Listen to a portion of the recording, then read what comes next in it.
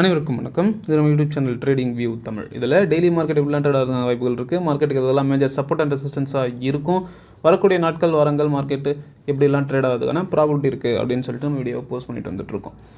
அதுக்கு முன்னாடி நம்ம ஒரு 2-3 மந்த்ஸாக வீடியோவே போஸ்ட் பண்ணல. ஐ திங்க் பிப்ரவரியில் தான் ஒரு வீடியோ போட்டோம். அதுக்கப்புறம் இந்த வீடியோஸும் போடல. ஏன்னா என்னுடைய ப்ரொஃபஷனல் லைஃப்பில் நான் கொஞ்சம் நிறையா ரீலோக்கேட் ஆகி வேறு ஒரு ஜாப் ஷிஃப்ட் ஆனதுனால என்னால் ரெகுலராக என்னால் வீடியோ போட முடியல. ஸோ அந்த சுச்சுவேஷனில் இருக்கும்போது எனக்கு ஒரு நைட்டு ஒரு மெசேஜ் வருது. நம்மளோட சப்ஸ்கிரைபர் ஒருத்தர் தான். அவர் விஷயம் ஒன்று கேட்டார். என்ன கேட்டார்னா, நான் ப்ரீவியஸ் வீடியோவில் நான் சொல்லியிருந்தேன். என்ன சொல்லியிருந்தேன்னா, எப்பயுமே எவ்ரி இயர் ஜூன் மந்தோடைய லோக்கும் ஜூலை மந்தோடைய ஹைக்கும் நிறைய டிஃப்ரென்ஸ் நிறைய இருக்குன்ற மாதிரி சொல்லியிருக்கேன். ஸோ அதை பேஸ் பண்ணி ஜூன் செகண்ட் வீக் ஆயிடுச்சு, எது லோவாக இருக்கும் அப்படின்னு நமக்கு தெரியாது. ஏன்னா ஜூன் மந்த்னு முடியல. ஜூன் 30மே மண்டே தான் உங்களுக்கு வருது. ஸோ அன்றைக்கி ட்ரேடிங் செஷன் இருக்குது. ஸோ ஜூன் மந்தோடைய லோக்கும் ஜூலை மந்தோடைய ஹைக்கும் நிறைய டிஃப்ரென்ஸ் இருக்குது. எந்த அளவுக்குனா, ஒரு லாஸ்ட் 15 இயர்ஸ் டேட்டா எடுத்து பார்த்தீங்கன்னா அப் டு 25% ஹையில் க்ளோஸ் ஆகிருக்கு. மினிமம் 3% ஹையில் க்ளோஸ் ஆகிருக்கு. ஓகேங்களா? ஸோ இந்த டேட்டாவை வச்சுட்டு எனக்கு நேற்று ஒருத்தர் மெசேஜ் பண்ணியிருந்தார். ஸோ ரொம்பவே எனக்கு எப்படி சொல்கிறது, நல்ல ஒரு கூஸ் பம்ப்ஸாக இருந்துச்சு. என்னடா இது, நம்ம சொல்கிறதெல்லாம் இந்த அளவுக்கு நோட் பண்ணுறாங்களா அப்படின்ற மாதிரி இருந்துச்சு. இது ஒரு விஷயம். ரெண்டாவது விஷயம் என்னென்னா, நம்மளோட நண்பர் இந்த கெசினோ, கேம்லிங், பெட்டிங் இதெல்லாம் அவர் ஏர்ன் பண்ண காசை நிறையா லூஸ் பண்ணியிருக்காரு. பெரிய அளவுக்கு லூஸ் பண்ணல, பட் கொஞ்சம் அமௌண்ட்டாக லூஸ் பண்ணிட்டுருக்காரு. என்றைக்காவது ஒரு நாள் ஜாக்பாட் அடிச்சிடும் அப்படின்ட்டு. ஸோ அதுவுமே ரொம்ப கஷ்டமாக இருந்துச்சு. ஸோ அதனால் இன்றைக்கி ஒரு வீடியோ மேக் பண்ணலாம். அட்லீஸ்ட் நம்மளால் டெய்லி வீடியோ போஸ்ட் பண்ண முடியலனாலும் அட்லீஸ்ட் வீக்லி ஒன்ஸ் இல்லை மந்த்லி ஒன்ஸ் ஒரு குவாலிட்டியான வீடியோ நம்ம மேக் பண்ணலாம் அப்படின்னு சொல்லிட்டு இந்த வீடியோ. ஓகேங்களா? ஸோ நம்ம லாஸ்ட்டு வீடியோவில் என்ன சொல்லியிருந்தோம் அப்படின்னா, பிப்ரவரி மந்தில் போட்ட வீடியோவில் என்ன சொல்லியிருந்தோம், மார்க்கெட் இப்படி ஒரு ட்ரிபிள் பாட்டமில் இருக்குது. 1 2 3. இன்னும் எக்ஸாக்டாக போடணும் அப்படின்னா இந்த மாதிரி மார்க்கெட் கீழே வந்திருக்கு. அகைன் இங்கே ஒரு ஜம்ப் ஆகிட்டு இங்கே ஒரு பாட்டம் எடுத்திருக்கு. ஸோ இது ஒரு ட்ரிபிள் பாட்டமாக இந்த மாதிரி ட்ரெண்ட் லைனை நீங்கள் ட்ரெண்ட் லைன் இப்படி போட்டிருக்கணும்.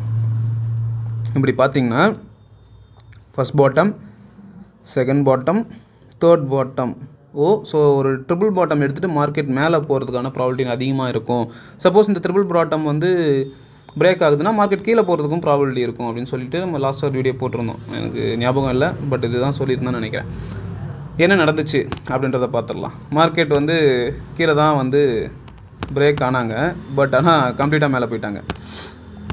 அது ஏன் போனாங்கன்னா, இப்போது எல்லாருமே ட்ரிபிள் பாட்டம் மேலே தான் போகும்னு நினச்சிட்டு இருப்பாங்க. கரெக்டுங்களா? போட்டுட்டு எல்லோரும் உட்காந்துருப்பாங்க. ஸ்டாப் லாஸை இந்த மாதிரி கீழே இப்படி வச்சுட்டு மேலே டார்கெட்டை போட்டு இருந்திருப்பாங்க. ஸோ மார்க்கெட்டுக்கு தெரியும் நம்மளை விட ரொம்ப ஸ்மார்ட்டராக இருக்கும் மார்க்கெட்.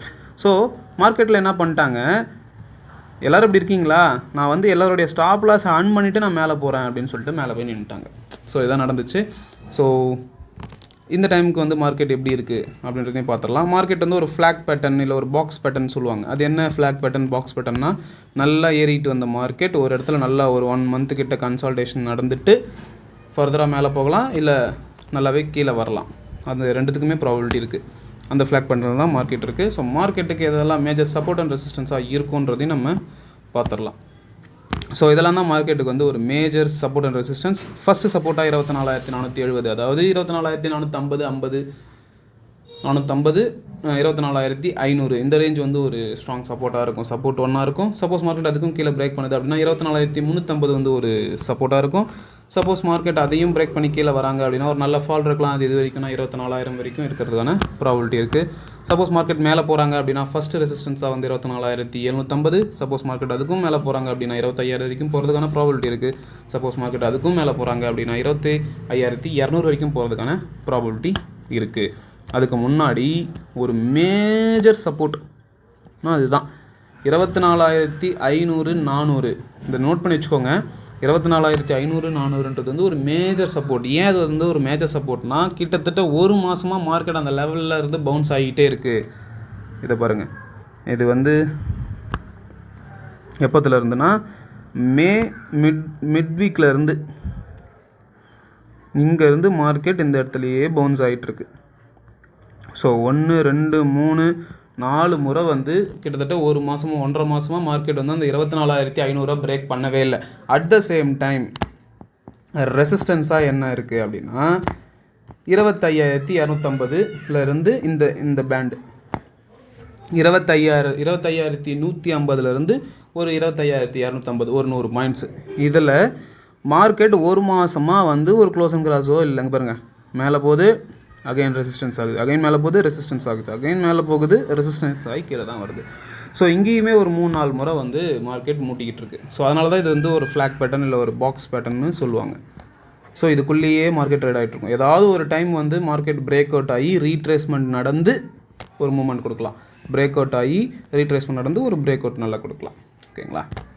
ஸோ ரொம்பவே கேர்ஃபுல்லாக இருங்க. ஸோ இதுதான் நம்ம லெவல்ஸ். இதை வந்து ஒரு ஸ்க்ரீன்ஷாட் எடுத்து வச்சுக்கோங்க, இல்லை ஒரு பேப்பரில் நோட் பண்ணி வச்சுக்கோங்க. நாளைக்கு உங்களுடைய ட்ரேடிங் செஷனில் வரக்கூடிய வாரங்கள் மாதங்களில் உங்களோட ட்ரேடிங் செஷனில் ஏதாவது ஒரு வகையில் யூஸ்ஃபுல்லாக இருக்குன்னா ரொம்பவே நல்லாயிருக்கும். அது மட்டும் இல்லாமல் இந்த வீடியோவில் சொல்கிற விஷயங்கள், இந்த லெவல்ஸ், இது எல்லாமே என்னுடைய தனிப்பட்ட கருத்து தான். எனக்கு என்ன தெரியுமோ அதான் நான் சொல்லிட்டு இருக்கேன். இதெல்லாம் டெய்லி மார்க்கெட்டில் நடக்கணும்னு எந்த ஒரு அவசியமும் கிடையாது, அப்படி எக்ஸ்பெக்ட்டும் பண்ணக்கூடாது. ஸோ நீங்களும் பர்சனல் இன்ட்ரெஸ்ட் எடுத்து மார்க்கெட்டை டெக்னிக்கலாக அப்ரோச் பண்ணுங்கள். கண்டிப்பாக மார்க்கெட் 10 நாளில் நிறைய நம்மளோட வீடியோஸை சொல்கிறது தான். 10 நாளில் கண்டிப்பாக டெக்னிக்கலாக வந்து ஒரு 6-7 நாள் ஆச்சும் மார்க்கெட் டெக்னிக்கலாக தான் போகும். ஏதாவது ஒரு 3-4 நாள் தான் வந்து மார்க்கெட் அந்த நியூஸஸ்க்கு ஏற்ற மாதிரி சடனாக ஏன் அது இப்படி நடந்துச்சுன்னே தெரியாத அளவுக்கு ஒரு லாஜிக் இல்லாமல் நடக்கிறது வந்து ஒரு 3 நாள் தான். So most of the time டெக்னிக்கலாக தான் மார்க்கெட் மூவ் ஆகும். ஸோ அதனால் நம்மளுடைய கான்செப்ட் என்னென்னா டெக்னிக்கலாக ஸ்ட்ராங் ஆகிடுங்க, அதுக்கப்புறம் ஃபண்டமெண்டல்ஸ் பார்த்துக்கலாம். ஸோ நீங்கள் டெக்னிக்கலாக ஸ்ட்ராங் ஆகிட்டிங்கன்னா அந்த 10 நாளில் ஒரு 5 நாள் ட்ரேட் எடுங்க, அதில் ஒரு 2 நாள் லாஸ் பண்ணிங்கனாலும் 3 நாள் உங்களுடைய கரெக்டான ரிஸ்க் மேனேஜ்மெண்ட்டை வச்சு நீங்கள் ப்ராஃபிட்டில் எண்ட் ஆஃப் த மந்த் இருக்கலாம். ஓகேங்களா?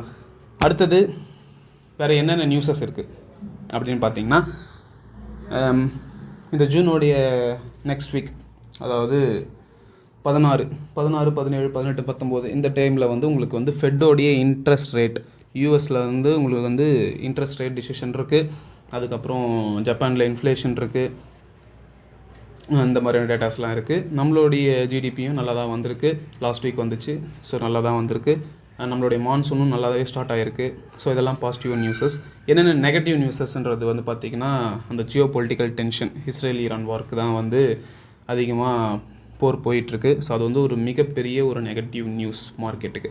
அடுத்தது பார்த்திங்கன்னா எஃப்ஐஎஸ், நம்ம எல்லா வீடியோவும் சொல்கிறது தான்.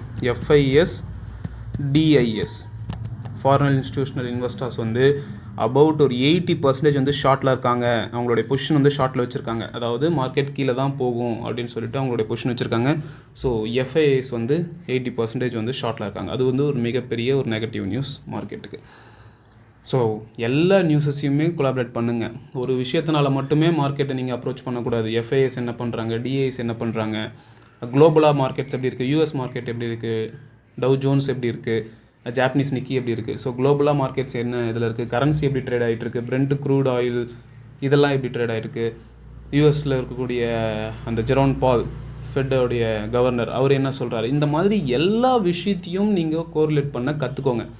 அது எல்லாமே ஓவர் நைட்டில் முடியாது, ஓவர் த மந்தில் முடியாது. நீங்கள் ரெகுலராக ப்ராக்டிஸ் பண்ண உங்களுக்கே தெரிஞ்சிடும்.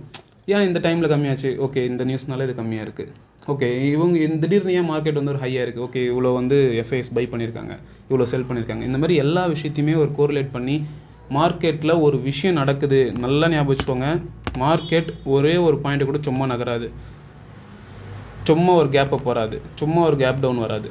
ஸோ எல்லாத்துக்குமே ரீசன்ஸ் இருக்குது. நமக்கு என்ன பிரச்சனைனா அது ஏன் நடந்துச்சுன்னு தெரிஞ்சுக்கிறதுக்கு நமக்கு கஷ்டமாக இருக்குது. அதுக்கு இன்னும் கொஞ்சம் கொஞ்சம் அதிகமாக ஹார்ட் ஒர்க் பண்ணணும். ஸோ அதனால் மார்க்கெட்டில் ஒரு பாயிண்ட்டு கூட சும்மா நகராது. ஒரு பாயிண்ட்டு நகருச்சுனாலும் ஏன், எதுக்கு, எப்படி, இந்த 3 கொஷின்ஸுமே உங்களுக்கு வரணும். அதை நீங்கள் கண்டுபிடிச்சிட்டிங்க அப்படின்னா மார்க்கெட் வந்து சைட்லேயே போனாலும் உங்களால் மணி மேக் பண்ண முடியும், திடீர்னு ஒரு கேப் அப் பண்ணாலும் உங்களால் மணி மேக் பண்ண முடியும், மார்க்கெட் டவுனில் போனாலும் உங்களால் மணி மேக் பண்ண முடியும். அதுக்கு ஏன் நடக்குதுன்றது உங்களுக்கு தெரிஞ்சுக்கணும். ஸோ அதனால் இந்த எல்லா விஷயத்தையுமே கற்றுக்கிட்டு ட்ரேட் பண்ணுங்கள். உங்களோட ரியல் மணி வச்சு நீங்கள் ட்ரேட் பண்ணுறதுக்கு முன்னாடி ஒரு 3 மந்த்ஸ் பேப்பர் ட்ரேடிங் பண்ணுங்கள். பேப்பர் ட்ரேடிங் பண்ணும்போது தான் மார்க்கெட்டில் என்ன நடக்குது, அதுக்கு நம்ம எப்படி ரியாக்ட் பண்ணணும், ஃபினான்ஷியலாக எப்படி ரியாக்ட் பண்ணணும், எமோஷனலாக எப்படி ரியாக்ட் பண்ணணும், எல்லா விஷயங்களும் உங்களுக்கு வந்து பேப்பர் ட்ரேடிங்கில் மட்டும்தான் வந்து கற்றுக்க முடியும். பேப்பர் ட்ரேடிங் பண்ணிவிட்டு உங்களுடைய ஃபினான்ஷியல் அட்வைஸரை கன்சல்ட் பண்ணிவிட்டு ரியல் ட்ரேடிங் பண்ணுங்கள். ஸோ ரொம்பவே கேர்ஃபுல்லாக இருங்க. ஸோ பார்க்கலாம் இந்த இயரும் ஜூன் மந்த்துக்கும் ஜூலை மந்த்துக்கும் டிஃப்ரென்ஸ் என்னவா இருக்கும் அப்படின்றத நம்ம பார்க்கலாம், வெயிட் பண்ணி பார்க்கலாம். ஸோ அதனால தான் இந்த வீடியோ மேக் பண்ணுறேன். ஸோ பார்க்கலாம், முடிஞ்ச அளவுக்கு நான் டெய்லி வீடியோஸ் போஸ்ட் பண்ண பார்க்குறேன். அப்படி இல்லைனா அட்லீஸ்ட் நான் வீக்லி ஒன்ஸ் ஆச்சு நான் வீடியோ மேக் பண்ண பார்க்குறேன். ஸோ இந்த சப்போர்ட் அண்ட் ரெசிஸ்டன்ஸ் லெவல்ஸ்லாம் ரொம்பவே இம்பார்ட்டண்ட். ஸோ அதனால் நோட் பண்ணி வச்சுக்கோங்க. நன்றி, வணக்கம்.